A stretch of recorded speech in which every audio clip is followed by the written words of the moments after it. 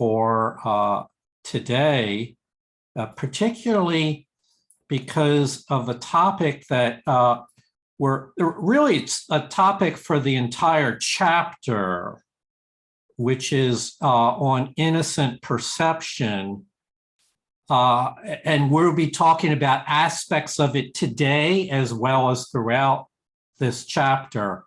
And we'll dive into in a few moments, really, what do we mean by innocent perception? So we will carve that out there. It's said that the peace of God can be perceived only by the truly innocent. Their hearts are pure and they defend true perception instead of defending themselves. Understanding the lesson of the atonement, they are without the will to attack, and therefore they see truly. And also it says in another place, innocent or true perception means you never misperceive and always see truly. More simply, it means you never see what does not exist and always see what does exist in the eyes of spirit. You see through your soul eyes. So our reading today is from section 3.2. We'll look at innocent perception as well as how miracles are a form of true perception. And Julie C. from Virginia will be our reader today. And we thank you, Julie, for stepping up and your role in the group here. I have stated that the basic concepts referred to in this course are not matters of degree. Certain fundamental concepts cannot be understood in terms of opposites. It is impossible to conceive of light and darkness, or everything and nothing, as joint possibilities. They are all true or all false. It is essential that you realize your thinking will be erratic until a firm commitment to one or the other is made. A firm commitment to darkness or nothingness, however, is impossible. No one has ever lived who has not experienced some light and something.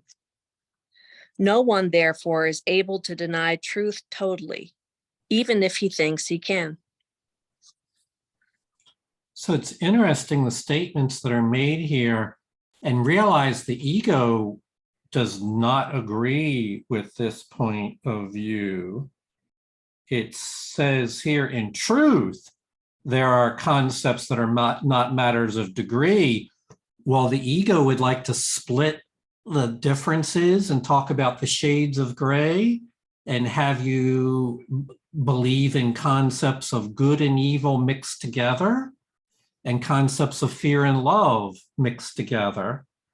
But in truth, there are things that cannot be understood as incremental degrees.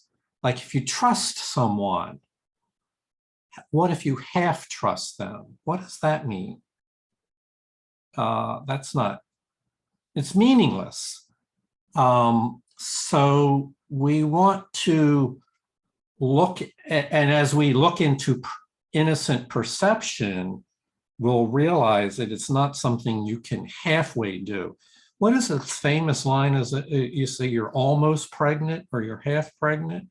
You know, it's a ridiculous concept. You can't be halfway there. These ideas, there's certain fundamental concepts, not all concepts, but certain fundamental concepts, which are either all true or all false. And your mind, until you realize that, your mind will do the ego thing, which is vacillate in between these polar opposites, trying to believe that both can be true simultaneously, and that's very confused state. And so what that is resolved by is a firm commitment. They're talking about a mental commitment in your mind that only what is true, and what is false is always false, totally false. There's no halfway, half truth.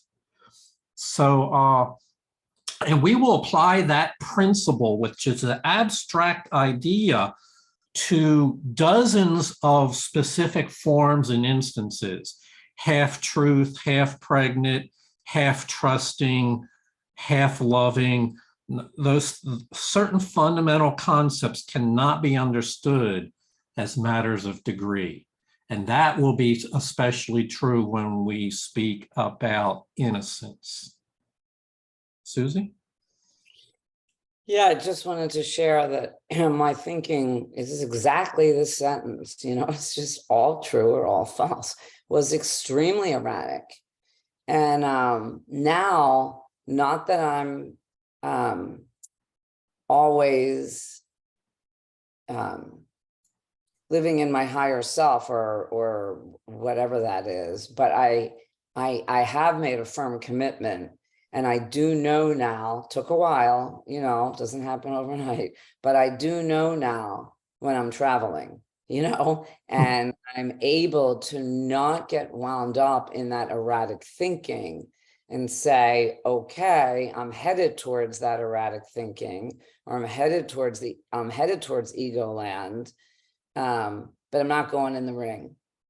And, it happens. So I'm aware now, which is amazing. So I just wanted to share that, because for a while, a long time, I was getting in the ring all the time.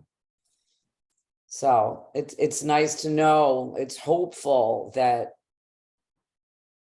well, it's past hopeful. Yeah, it's just to share that. Thank you. Julie, you had your hand up. Yeah, I was talking with someone these past couple weeks about boundaries and about how I've learned about myself that I am I don't often proclaim them or set them. And there are a bunch of reasons around that, that I learned as a small person. And it occurs to me that, the parts of me that are slow to do that for fear that it will cause me to not keep something I have or not get something I want, that whole, that I think that could also interfere with me inviting in the peace of God, because that asks me to be able to accept something as capital T true.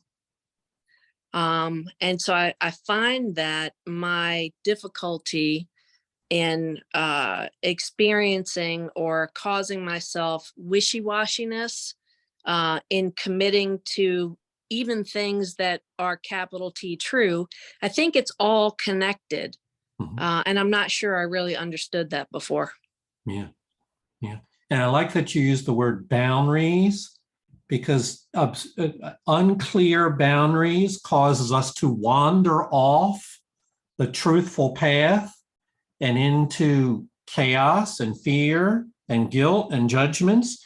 And for the longest time, we didn't even realize that we had crossed over a line to which we were going to pay a price. So it is guarding your thoughts and watching your mind is about a realization of mental boundaries. Thank you. Noelle? I think too, even the slightest, even bodily sensation of uneasiness, annoyance that I know that I have are part of the vacillation. And I think of what you said last time or the time before, of give it 1 second, if that, you said 1001, and turn turn to the truth. Yes. Yes, and it is a fact that when you get triggered, fight or flight, that the brain will release neuropeptides in less than a second. And you'll get a feeling of, uh-oh, fear, fight or flight, panic. And pay attention to that surge, because there's a learning opportunity there that could go one of two ways. and if you're to pursue a path of miracles, to Julie's point about boundaries, you got to realize, I do not want this to go down into panic here. It's not necessary that I dramatize this moment in that way. I could choose peace instead of this. And so, yes, doing so quickly, immediately, is part of the training. Otherwise, we get flooded with those more neuropeptides, and the physiological state can become quickly very intense, as we all know, very intense, and thus making it more of a work to back yourself out of that. All right, so more to be said on all that. I want to go into a review of terminologies, or maybe for some it's an introduction of terminologies, about the three primary states that we will talk about throughout the entire Course of Miracles. So this applies everywhere. I always like to begin at the top, at the original state of the Creator lovingly extending his own being into a creation. We refer to that state as a state of knowledge, where all minds are joined. They're one mind, one will, perfect communication, a perfect awareness. And so we'll call that knowledge, state of knowledge. You can think of that as being the state in which all things were in before time began. Before time began, all creation was in that state. And so to contrast that, that's why I've drawn a line here. The contrast, now we're not talking about timelessness now.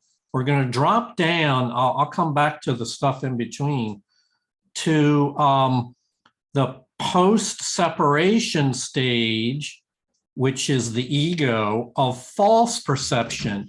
We're no longer in this state, in a state of perfect communication. In fact, we've lacked communication and perceive illusions as being true, and have feelings of blame and guilt associated with that, self-condemnation, which gets projected outward, fear, all that is we will refer to as false perception. And the Course in Miracles is premised on the way to heal is first to transition into true perception. This is the path in A Course in Miracles back home, is through true perception. So here's how it works. In true perception, we perceive the light. We're still perceiving, we're still interpreting. It's not a certain state, but it's looking towards the light and it's welcoming the light. Whereas in false perception, it immerses oneself in falsity. Innocent perception is another name for true perception. The blameless have no blame. There's no guilt. You can think of this as a way of the Spirit correcting your mind so that it leads towards truth, and miracles stem from this state of mind.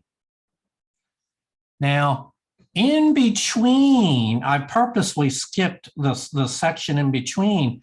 One might ask, Well, does that mean that while we're in time and space, that we can never know, we can only perceive? Well, no, there's an intermediate state. Actually, it's an advanced state, spiritual insight called revelation. It's a revelation from God to your mind, to you as an individual. It's an experience. And in that experience, there is what we'll call communication. It's on the soul level, not on the level of ears and words, from the mind of God to your awareness. And in that state, it's highly elevated state, you know the truth momentarily. This is not going to sustain for days and weeks, maybe an hour, but not, but it's not all day long.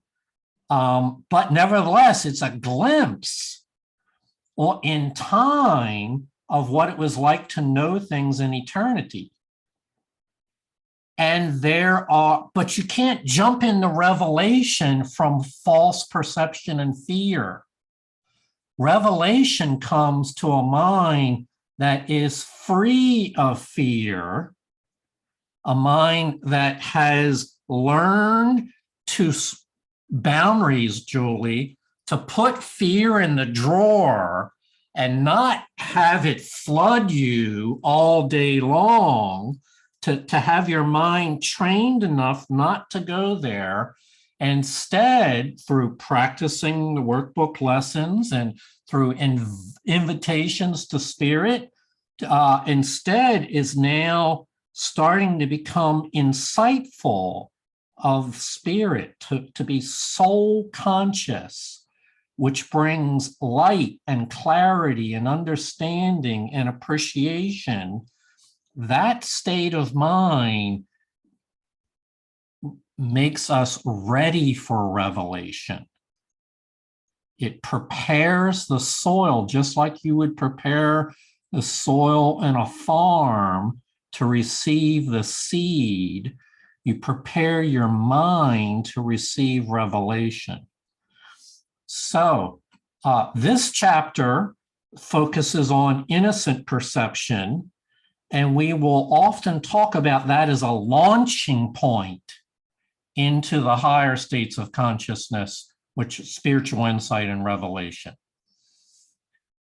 So that's a summary, and we'll probably cover this again because we're doing that at the beginning of this class, and some of it will make much more sense when we're at the end of this chapter. It would be my goal by the end of the chapter, you all have a very clear sense of these terms, at least. We're right now really talking about the science of this, the art of you experiencing it yourself takes practice, and would point you towards the workbook lessons as your daily guide for those things. Okay, so Noel, you got a comment? Would you say that innocent perception is no preconceptions? I would say it has no false conceptions, but perhaps it does have preconceptions about trust, about love, about union. Oh. So good preconceptions. But only good, yes, only good. And yes, but to your point, innocent perception is devoid of those false perceptions, the narrative that we've all taught. And it's one of the reasons why I'm fond, Noel, of using the reminder of what we all looked like. We've all experienced innocence. We're not talking about something that is so lofty that it's impossible to conceive of. We're talking about an experience that you've been in this state before. And of course, we know we've loaded a lot of ideas on top since then. And the unloading or the undoing of all those false concepts is what forgiveness is all about. And so we're talking about the being reborn in the spirit, reclaiming your true self, your innocent self. Okay, so remind me someone to go back and review those things at the end of class, because I think they'll make more sense after we've done some of the reading. Julie? Innocence is not a partial attribute. It is not real until it is total. The partly innocent are apt to be quite foolish at times. It is not until their innocence becomes a viewpoint with universal application that it becomes wisdom. Innocent or true perception means that you never misperceive and always see truly. More simply, it means that you never see what does not exist and always see what does. Mm-hmm. So in many ways, it would be okay as a learning aid to think of the restoration of your innocence as on your spiritual path as a state to which you will live more fully when you get there on your spiritual path. In other words, we're not all claiming that today in this moment we're living with innocent perception all day long. That would be great. But this is a part of everyone's spiritual path. It's the restoration of your innocence, remember. It's a return to the loving state. And it's not real until it's total. So that's why when we're in the partially, we're feeling innocent sometimes, we'll call that partial innocence. That can be very awkward because that's a mixing of blame and innocence, guilt and guiltlessness, and which makes no sense. This is where the ego would have us be caught in the middle of all that. In fact, innocence in the full meaning of the word is a state of mastery where you never misperceive and always perceive truly. So mastery would be something that we look forward to mastering those things. This is really, you master love. You become, the mastery of love is that you always see through loving eyes, never looking into the meaninglessness, the guilty, condemning, dark narratives that the world has taught. And I would refer those of you that are doing the workbook lesson 60 is a wonderful reminder of what innocence is all about. It's so fascinating. So we'll move on after this. If you are innocent, there's no blame within you, and there's no blame to project. And in that state, there's nothing to forgive. The innocent have nothing to forgive. Therefore, this program is a path of forgiveness, so we get to the innocent state where we no longer have nothing to forgive. Let's say that one more time. Starting out in great confusion, their forgiveness is vital to get us out of false perception and into true perception. But when we've mastered it, there's no longer anything to forgive. That's a state of total innocence, nothing to forgive. In fact, This is what we would refer to that as a state of Christ's vision of you now. He sees you with nothing to forgive. Because there's no blame. There's no guilt. There's no condemnation. All right, so we talked about mastery. We should also talk about its opposite, which is when you lack confidence. Julie? When you lack confidence in what someone will do, you are attesting to your belief that he is not in his right mind. This is hardly a miracle-based frame of reference. It also has the disastrous effect of denying the power of the miracle. The miracle perceives everything as it is. If nothing but the truth exists, right-minded seeing cannot see anything but perfection. I have said that only what God creates or what you create with the same will has any real existence. This, then, is all the innocent can see. They do not suffer from distorted perception. So some of you will remember when we talked about charity, and we said that the charitable state of mind, and we mean charity in the context of Course in Miracles. The charitable state of mind is when you see in another person a quality they may not recognize in themselves as yet. You see the perfection in another person, regardless of how they see themselves, and you're charitable in your perception of them. You hold to that.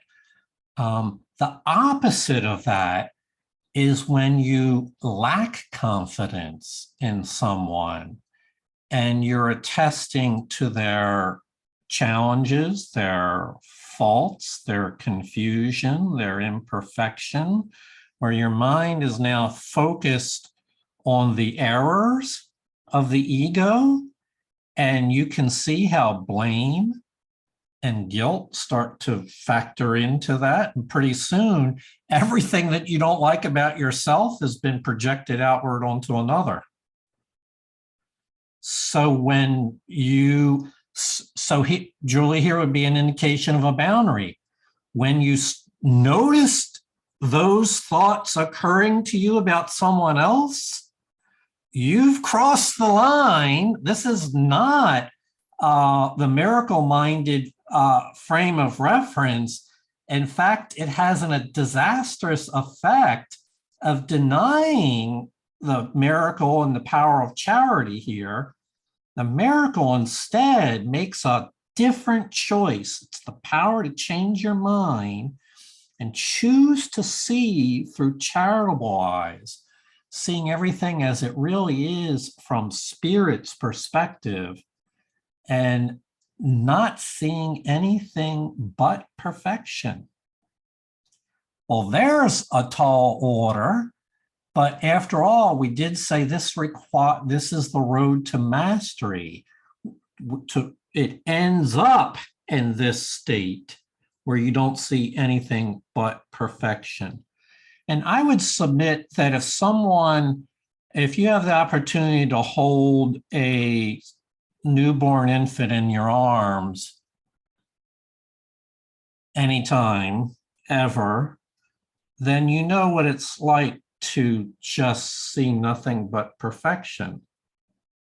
And so you've had that experience, and we're just suggesting that you restore that and make that a universally applicable experience to all persons. And you might say, in order to do that, that would take a miracle. Well, that's exactly what we're talking about. Noel?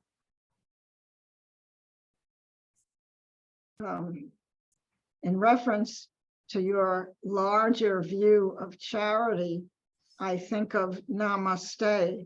I see the Christ in you. Yes, that's what it is. It's a form of soul consciousness. It's not concerned with anything else but the truth of their being.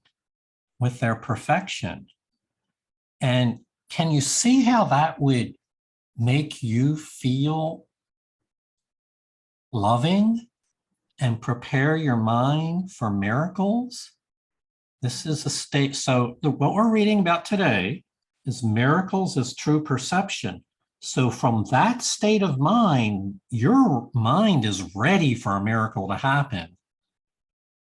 And that's really the intent here, is to help frame what state of mind is needed for miracles to happen.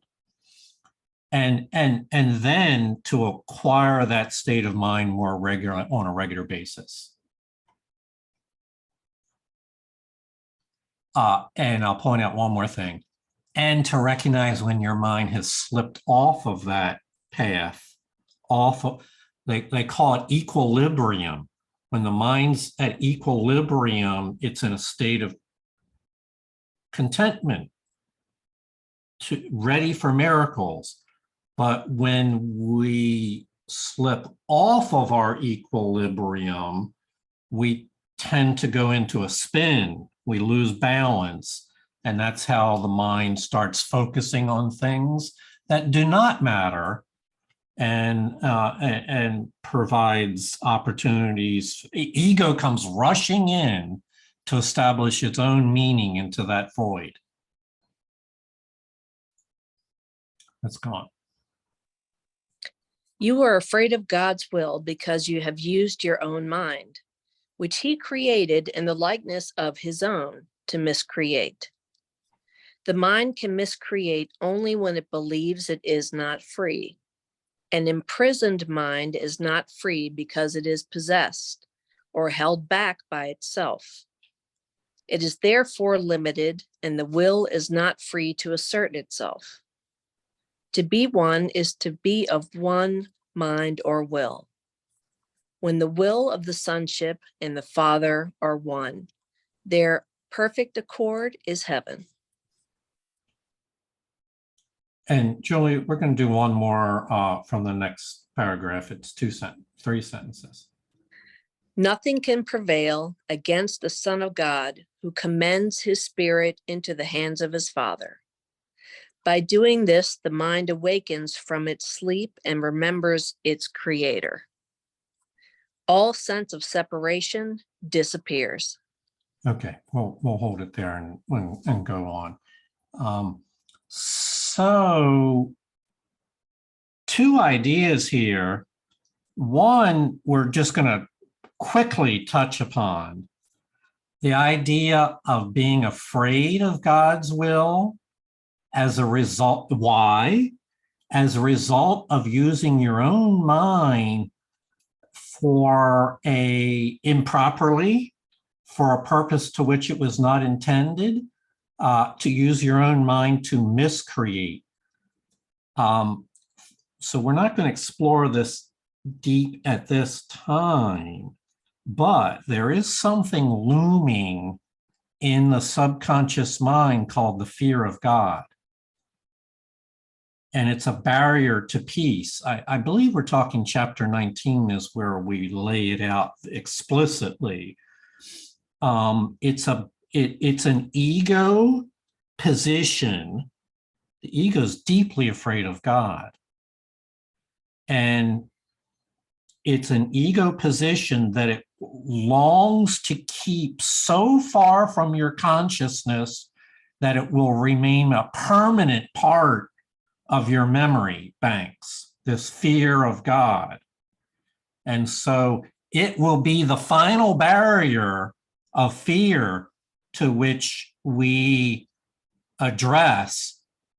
We have to prepare ourselves for that. There's some stages before that, but we'll signal right now there is a belief there that you have opposed God with your own conscience, and therefore that creates fear of God and his plan.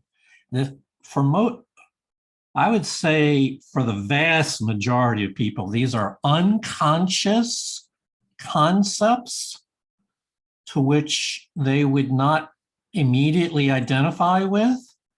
And our purpose will be to expose those concepts that linger in the back of our minds. The effect of all that is, so this is second point, most people think everyone has free will. Course in Miracles says, well, wait a minute. Is living a life of fear being free? No. Living under an ego's dictates is not being free. That's being imprisoned. That's an imprisoned mind, which is not free because it's held back by its own misunderstandings of what you are. And so now we have an idea of that contrast with free will and imprisoned will. This may not be something that you wanted to hear this Saturday morning, but you're not really free if you're imprisoned by the ego. And so the broader meta theme of A Course in Miracles is to help once again free your will to do the will of God, to be loving, to be healing, to be helpful, to forgive. It can't do that when it's living under the dictates of an authoritarian ego structure. It's imprisoned by that. So the potential to be free is always there, but the practice of free will requires freedom. And we're not free when we're enslaved by the ego. So the goal here is to return to the original state, which is to be of one mind and one will in perfect accord, not to be afraid of God, but in perfect accord with the Creator's plan for all things to be united as one. And so the question would be, what do we do in the meantime? So we just said that our will is not free, it's imprisoned, and there's actually this fear of God hiding in the back of our mind. Well, the Course says, recommends that you commend your spirit into the hands of your Father. And it would be proper question to ask, what does it mean to commend my spirit into the Father? I've asked myself that a lot. And by doing that, the mind awakens from its dream, its sleep, remembers its creator, remembers what it is in its relationship to creation, and all sense of separation disappears, and with it, Janet, all level confusion vanishes. Because we're talking about a mind that's awake now and restored to perfect communication with the Creator. All right, so we'll take a pause there, take our breath, and hear a comment from Joy. Thank you. I was just thinking, I have a cat and I adopted her, and she's just the cutest, sweetest little thing. Oh, in the whole wide world. When I look at her, all I see is love. And sometimes when I reach out to her just to pet her and show her love, she will, startle. Sometimes she'll run away. And it helps me that this happens because in her mind, I don't know what's going on. She's either remembering when someone maybe, I don't know, abused her maybe or something, but it gives me kind of a physical example of God's love is always present. And I can turn to that love and know that it can be trusted and that I'm safe. And or when I'm in under the influence of the ego, then my thoughts are telling me that I'm not safe and that I need to startle and run from something that's not even there. And this cat just gives me such a great example of what's happening when I'm not trusting the truth, which is that God is all there is, and I'm in God, and God is in me. And there's no reason to fear the love of God. Just like my cat, you know, I know she's not really afraid of me. She's afraid of what her mind is showing her, which is not the truth. The truth is that I just love her and want to show her that I love her. Thank you. Thank you, Joy.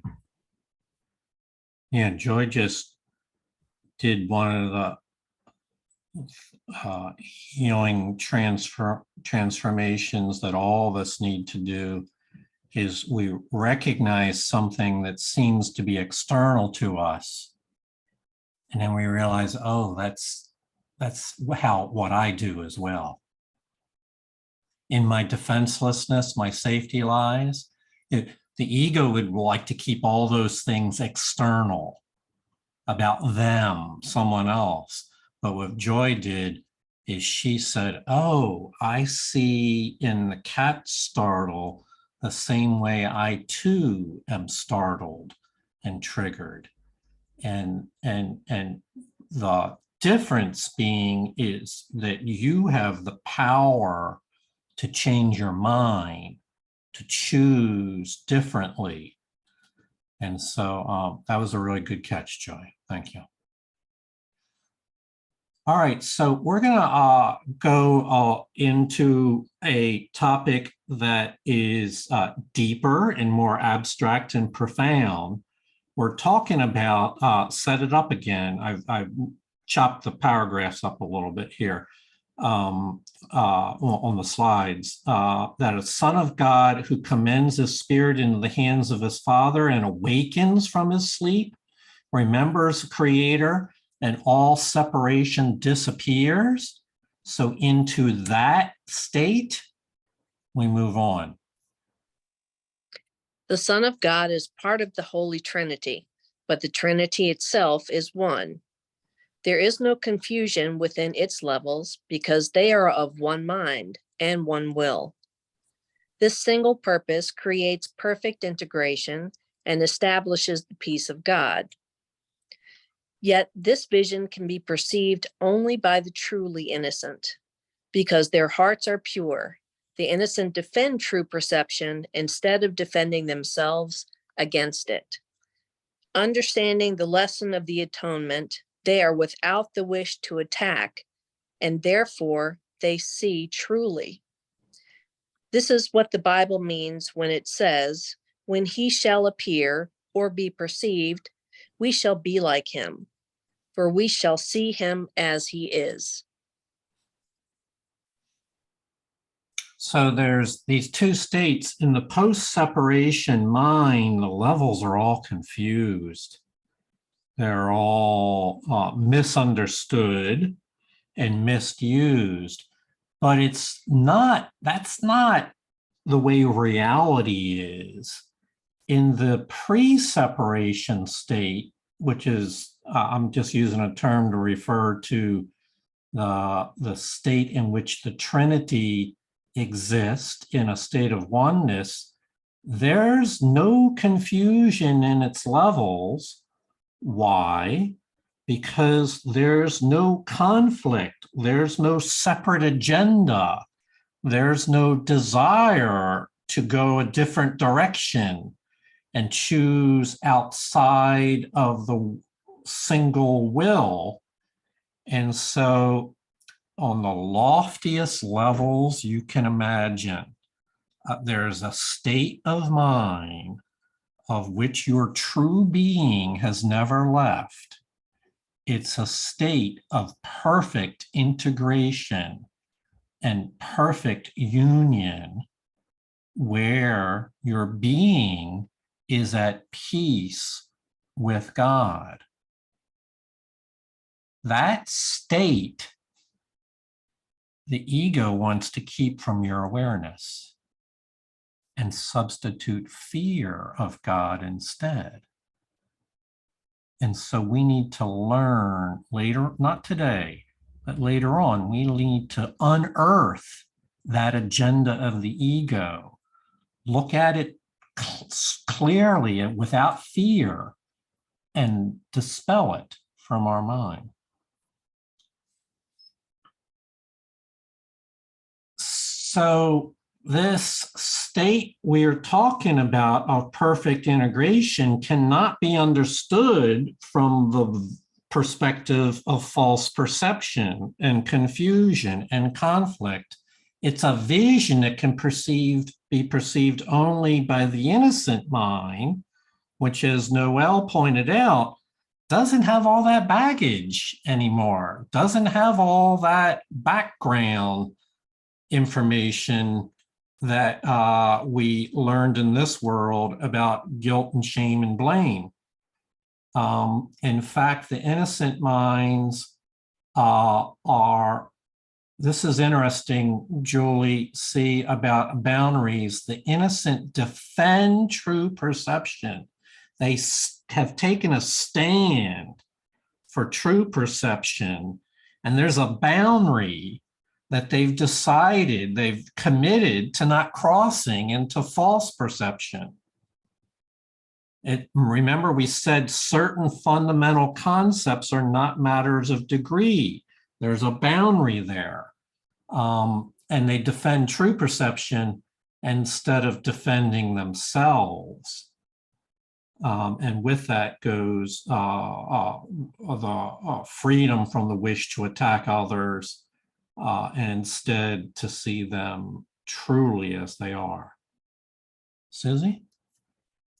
So you were talking before about, the art and the science and how we're reading and it's the science. And, I used to think, God, I understand all this intellectually, I get it all, but I don't know how to experience that.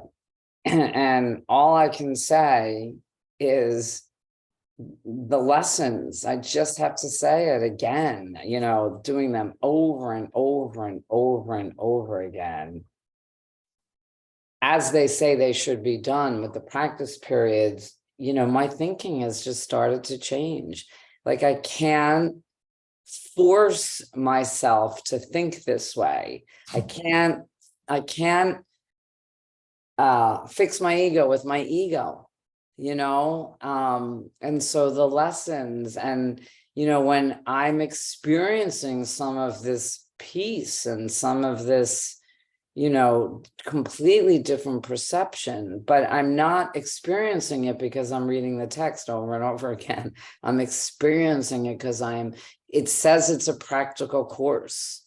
I'm experiencing it because I'm trying to undo the thinking of my old mind, the thinking that has dominated my life for so long. So, I'm just always plugging those lessons. I know that I could not have achieved any of this through just reading. It's helpful and I love it. It makes sense to me because of the lessons. That's it. Mm-hmm. Yeah, let me just elaborate a little bit. Susie's reference to the art and the science. There's theory, which is the science and the theory of miracles, and there's the art or the practice of miracles. And the textbook is the theory, the framework. It helps you understand why all this is happening and what the plan is to help you free yourself of imprisoned will. But you must practice these things in your own life, your own decisions on a daily basis. That's the art, and the workbook is the guidebook to help you daily practice these things. both are needed. It's not one or the other, it's both. And they reinforce each other. I only, in these classes, really elaborate in detail on the textbook because most people have found that most difficult to acquire an understanding of. And so there was a gap there in understanding. And the assumption is that you will come to understand the workbook lessons through your daily experience. It might take several passes through, but it'll become, as it did with all of us, several passes. But you will acquire that on a self-paced basis. Noel? I keep thinking of the phrase mind training, mind retraining. For me, the mind wasn't trained at all. It just goes. And based also on what Susie was saying, for me, it takes constant vigilance, constant. And as I said before, recognizing whatever feeling there might be, whatever even wisp of fear or something. I'm doing the lessons starting from 1 again. And I had the last couple of days the opportunity to apply one of the sentences to a current interpersonal thing. It's my problem, not his, for one thing. He's not even aware of it, but I've been angry at him. And as I applied the lesson for the day, the anger just left. And I could see his side of it. Not that that's always necessary, but it's like it just dissipated, and I feel so much freer now. Beautiful. Thank you for sharing that, Noah. Okay, let's move on. The way to correct distortions is to withdraw your faith in them and invest it in only what is true. You cannot make the untruth true. If you're willing to accept what is true and everything you perceive, you let it be true for you. Truth overcomes all error, and those who live in error and emptiness can never find lasting solace. If you perceive truly, you are canceling out misperceptions in yourself and in others simultaneously. Because you see them as they are, you offer them your acceptance of their truth so they can accept it for themselves. This is the healing that the miracle induces. Okay, so there might be a hard lesson in this. So I would really ask you to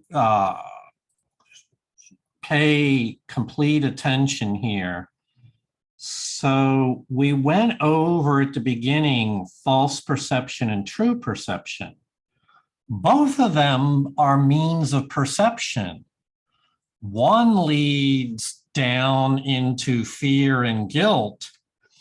The other leads to light and truth. And the ego would have you blur that distinction. So it would have you think of a mixture of love and fear, a mixture of guilt and innocence, which we know that certain fundamental concepts are not matters of degree. So let's pay close attention to what it says here, because I misread this the first time, and I want to help make sure that you catch it. You cannot make untruth true. That's what the ego attempts to do, make illusions real, make all that monkey mind narrative seem very real. Here's the problem. If you are willing to accept what is true in everything you perceive, then you will let it be true for you. And that includes false perceptions. If every perception, a perception is like an impulse that arises into the awareness of your mind. And if you entertain it, it'll stay, or otherwise you can dismiss it and it'll be gone. But every perception that crosses your awareness, if you entertain it and are willing to accept it as true, that's a mistake. That's a failure to make a distinction between a false perception and a true perception. This is the fundamental error, is a failure to distinguish the truth from an illusion.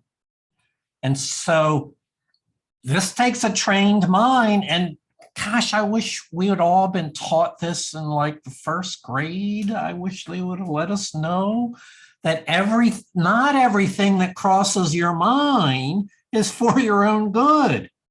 Much of it is false, and therefore needs to have a boundary around it so that you don't engage with every thought that crosses your mind. But know this, if you accept it as true, then guess what? It will seem to be true to you. And this means the ego would have succeeded. You would have succeeded in making illusions seem real by failing to distinguish that which is false from that which is true. And so the course is premised on teaching you really one lesson, and that is to correct these distortions. How? By withdrawing your faith in false perceptions and investing only in what is true. There's A Course in Miracles. And we call that forgiveness, by withdrawing your faith from the errors that appear in your mind, setting a boundary around that, having your mind watching what's going on in your mind, and having a boundary and knowing that you're only here for what is good and beautiful and true. And so that commitment will help you overcome these errors. And if you perceive then with truth, this is the beauty, the power of miracles, because this section is miracles as true perception. If you perceive only with truth, so we're assuming that it is the case, then you're canceling out misperceptions in yourself. But you're not alone in the experience of your thinking. It also cancels out misperceptions in others. And I know this to be true. When you have faith, this is what charity is all about, is when you have faith and belief in another person, it's contagious. They sense that you believe in them, that you trust in them, that you care for them. They know it. And that causes them to question then their false assumptions. And why? You see them as they are, and you offer them your acceptance of their inner being, that they are lovable.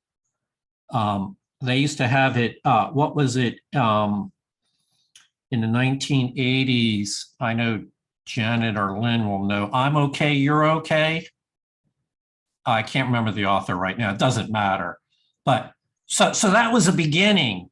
I'm okay and you're okay. It's an acceptance of each other. Here we're talking about even going deeper so that you accept their perfection of their being so that they can accept themselves as perfect beings. This is the healing that the miracle induces. But it can only occur from a mind that is already practicing true perception, that has withdrawn faith from distortions and is accepting what is true, is making the distinction when things arise in your mind, and is willing to practice forgiveness, canceling out misperceptions in yourself and the effect that that has on others. So this is very foundational to the course. It's really the entire chapter echoes these themes in different forms and nuances. And so we will cover them again. So here's one way of summarizing some of what we saw today. I promised Noel a summary, or who was it? Somebody asked me about a summary. I'm not sure who right now. Julie, would you read? The innocence of God is the true state of mind of his Son that knows God, understands truth, understands the meaning of atonement. Innocent or true perception is a viewpoint with universal application. It means that you always see truly and cannot see anything but perfection. One mind and one will provide a single purpose that creates perfect integration and establishes the peace of God. This vision can be perceived only by the truly innocent. Because their hearts are pure, the innocent defend true perception. If you perceive truly, you cancel misperceptions in yourself and in others simultaneously. Because you see them as they are, you offer them your acceptance of their truth, so they can accept it for themselves. This is the healing that the miracle induces. Mm-hmm. For example, showing trust in someone. Mm-hmm. So this is a vision of the restoration of your soul to your awareness.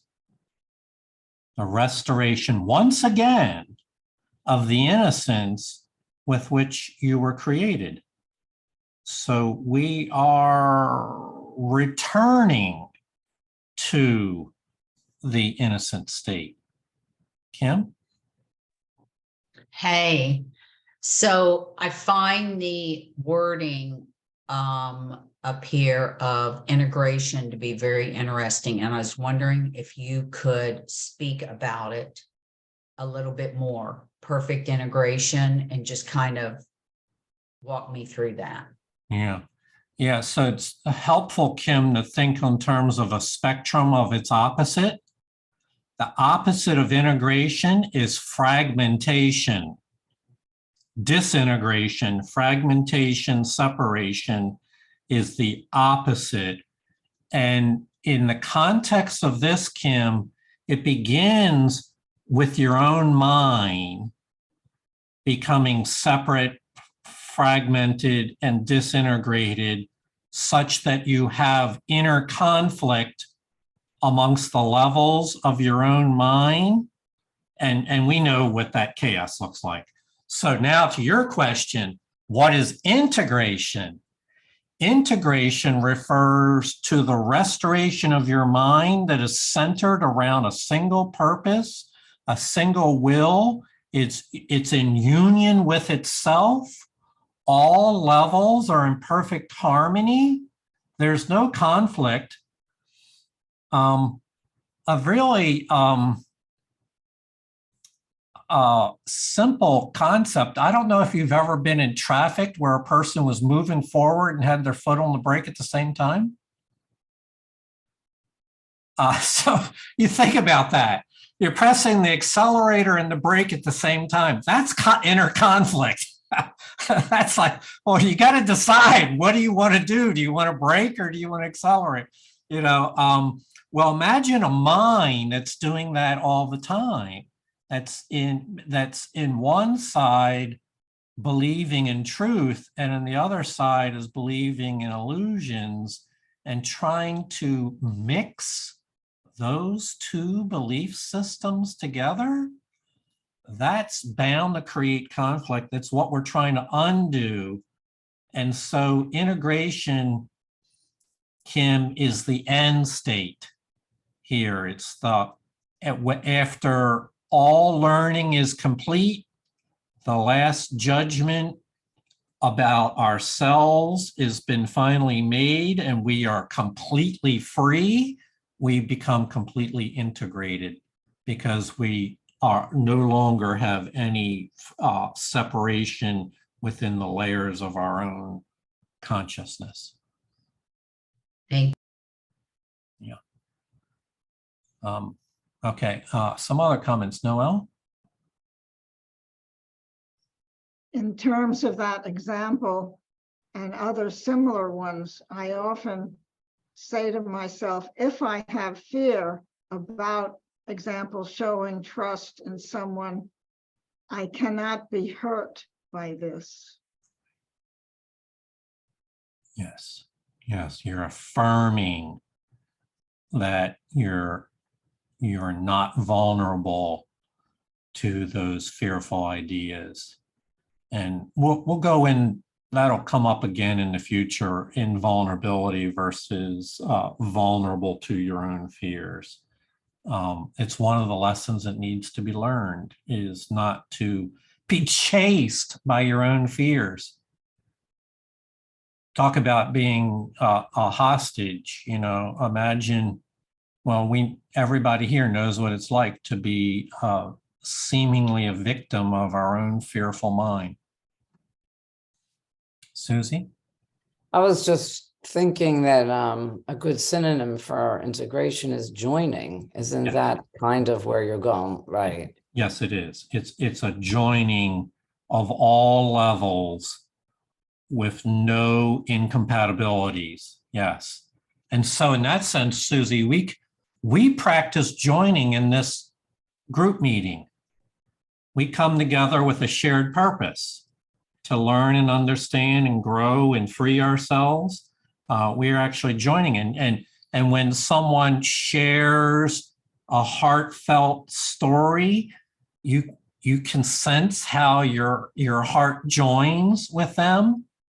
And so that's a reflection of what we're talking about. It's part of the larger process of restoring ourselves.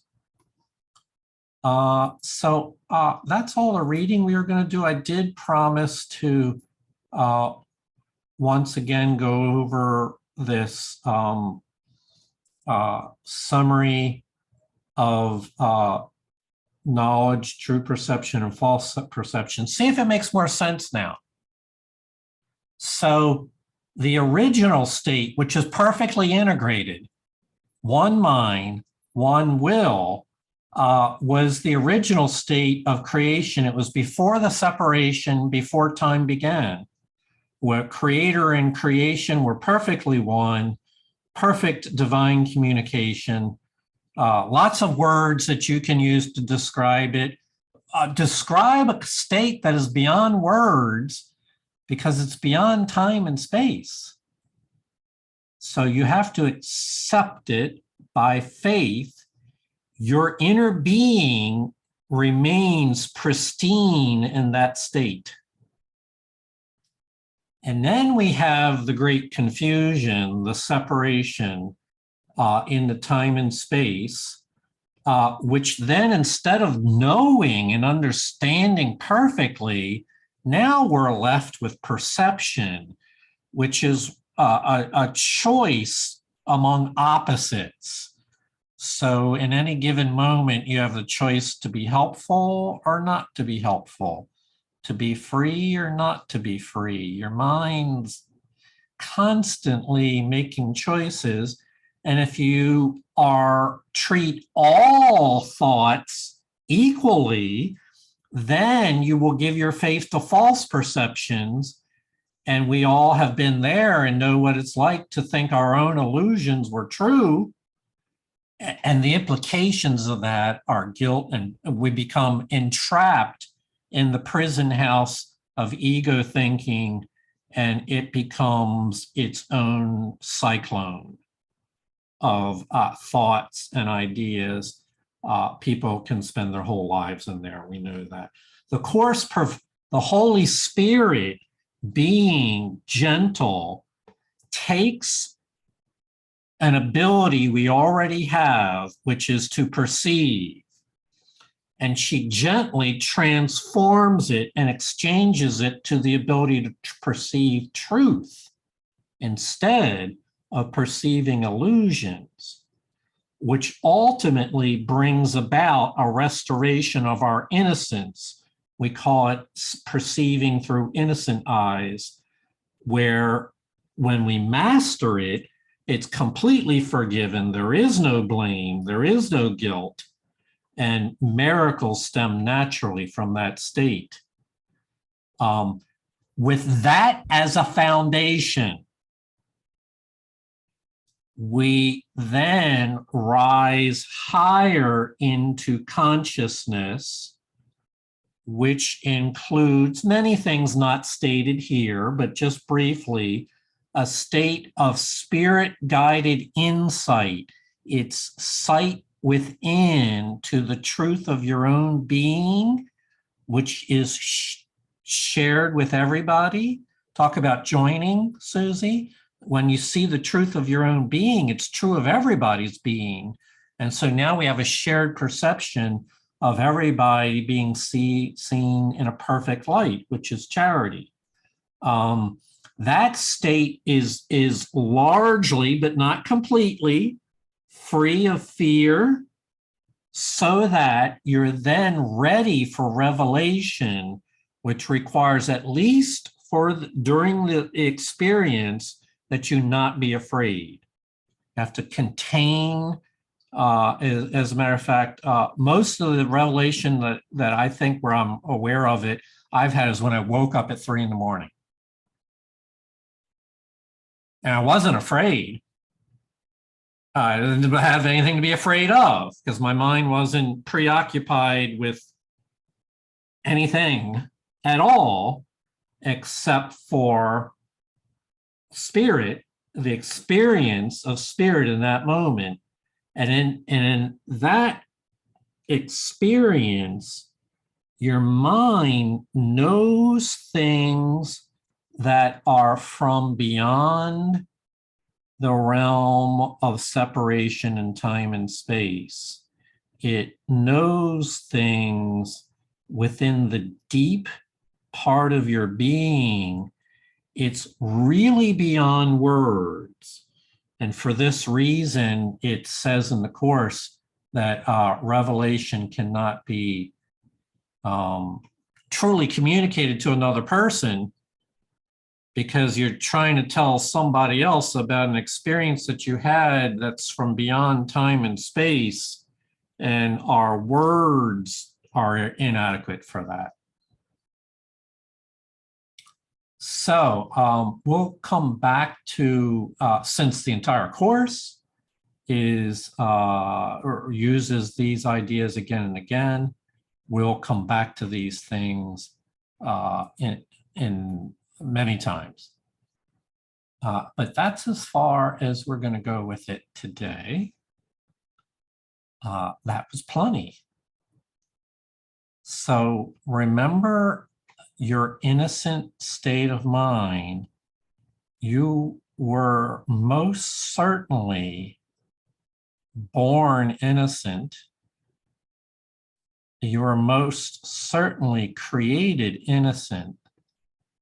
And that state of being, that state of mind is still within you. And this is a course to help you restore that state of mind so that you can be integrated once again. And what a wonderful journey that is. So thank you all for your time and attention. We will continue on these ideas tomorrow and Monday. I hope you can attend. Thank you all for being here today. Julie, thank you for reading. Blessings, my friends. Namaste. Love you all. Bye. Well, thank you. Namaste. Love you all. Peace. See you Namaste. tomorrow. You perfect innocent beings. Bye-bye. Indeed.